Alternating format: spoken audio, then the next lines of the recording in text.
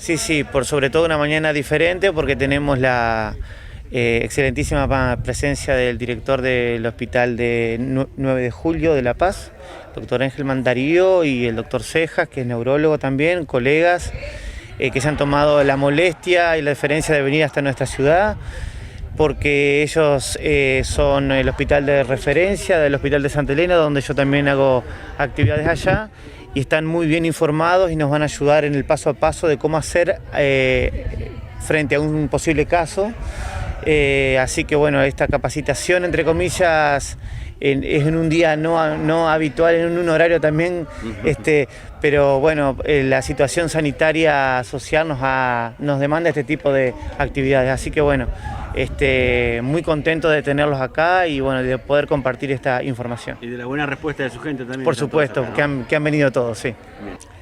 Bueno, nosotros, como decía el doctor Salomón, tratamos de transmitir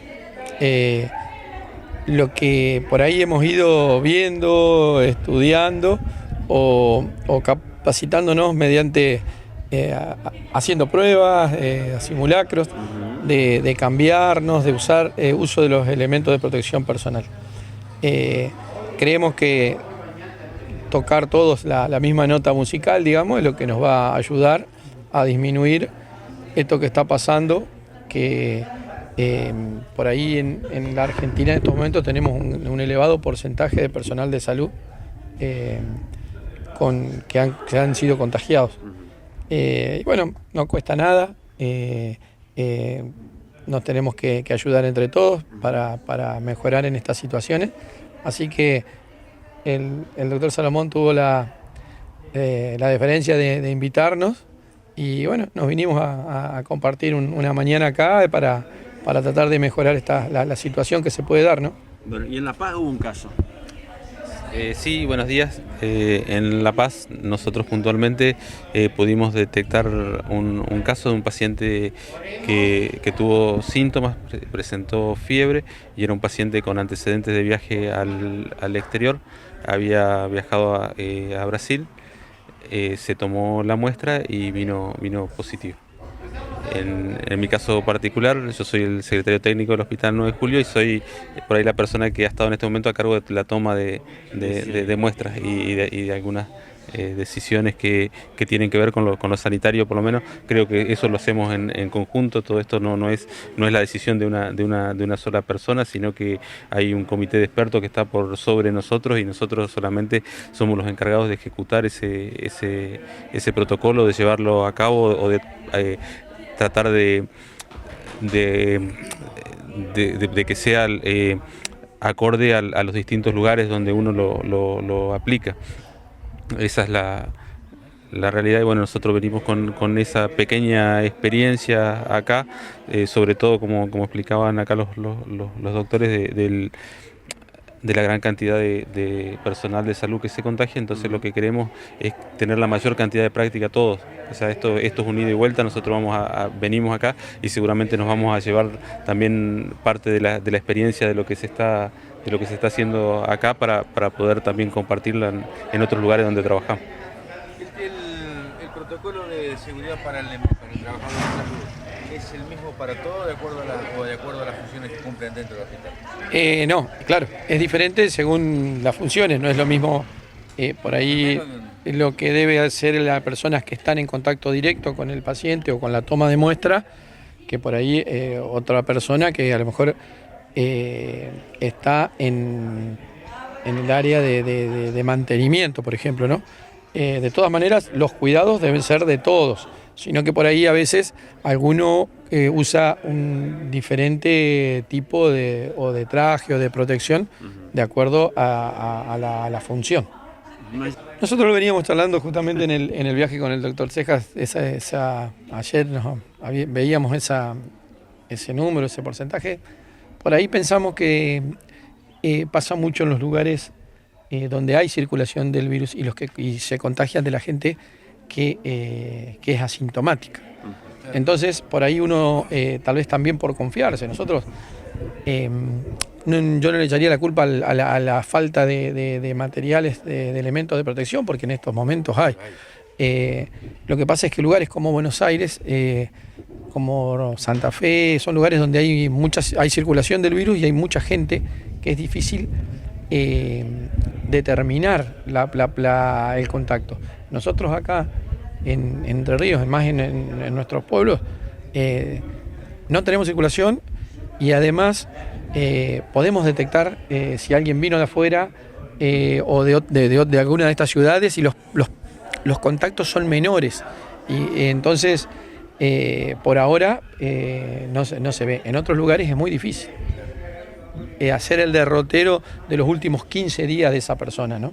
Además es difícil hasta en ciudades como Buenos Aires, incontrolable, digo, porque es tanta la multitud, más allá de que hoy hay un control. Claro, exactamente, justamente por eso digo que es muy difícil hacer el derrotero de los contactos que pudo haber tenido esa persona en los últimos 14 días. Y eso es lo que hace que por ahí el personal que atiende otra patología que no necesariamente esté relacionado con el COVID, a lo mejor una urgencia odontológica u otra patología que pasó por una guardia, un paciente asintomático se termina contagiando, ¿no? ¿Cómo impacta a la comunidad conocer que hay un caso en su pueblo? A ver, usted que tú. En realidad por ahí eso desató el pánico en la población, por ahí por todo lo que uno viene escuchando y por lo que uno viene viendo del virus, pero sabemos que si uno aplica el protocolo como corresponde, las personas son aisladas, se aíslan los contactos, es difícil de que el virus se contagie. El tema es, como explicaba el doctor, en el caso del personal de salud que se ha contagiado del paciente que no sabía que tenía coronavirus. Porque cuando uno sabe, utiliza todos los elementos de protección. Cuando uno no sabe, por eso es que vamos a ir planteando, vamos a ir viendo y cuáles son los momentos adecuados donde uno debe empezar a utilizar cada uno de los elementos de protección para poder evitar el contagio del personal de salud. En estos últimos 10 días, doctor, ha sido un caso en los últimos 10 días, creo que una señora de Colón, que había estado en una casa, en una ciudad con circulación del virus. Entre Ríos podemos decir que no hay circulación comunitaria del virus. ¿Y a qué se debe, estos casos, un solo caso en 10 días?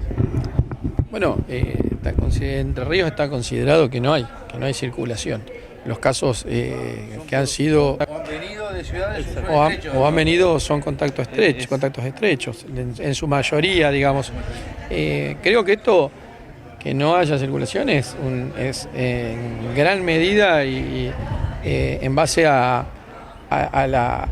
las medidas, valga la redundancia, que se ha tomado desde el gobierno provincial, desde nuestro COES, nuestra ministra de Salud, el COES, que es el Comité de Observación en Emergencia Sanitaria de Entre Ríos, es el primero que se formó en todas las provincias de la Argentina. Eso creo que nos dio ya de por sí que nuestro presidente haya tomado la decisión de comenzar con el aislamiento obligatorio en la fecha que lo decidió, que nuestro COES el provincial haya sido el primero, también es un signo de que la cosa se tomó en serio y que por ahora vamos dándole una batalla acorde a las circunstancias.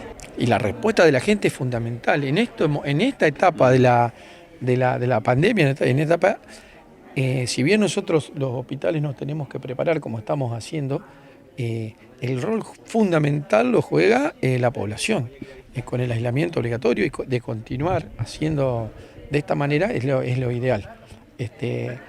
Nosotros nos tenemos que preparar para cuando aumenten los casos, si es que pasa eso, y poder darles atención. Ahora el papel fundamental lo juega la ciudadanía.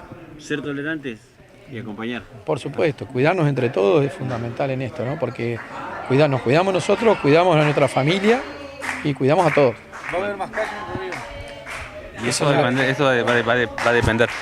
Por ahí otra cosa que yo quería decir de por qué se sabe que no hay circulación viral, porque los grandes hospitales están realizando testeos a todos los cuadros respiratorios moderados que han ingresado, y hasta ahora todos los testeos que se han dado son negativos. En los lugares donde hay circulación viral, algunos de esos cuadros que aparecen tendrían que dar positivos y el virus estaría circulando. Ese es un buen- ¿Y esto qué lo modifica? ¿Qué modifica que el virus esté circulando? Cuando el virus está circulando, una persona no necesariamente necesita haber viajado al exterior, No, está bien. entonces se puede contagiar libremente, no teniendo contacto estrecho con una persona que porta el virus.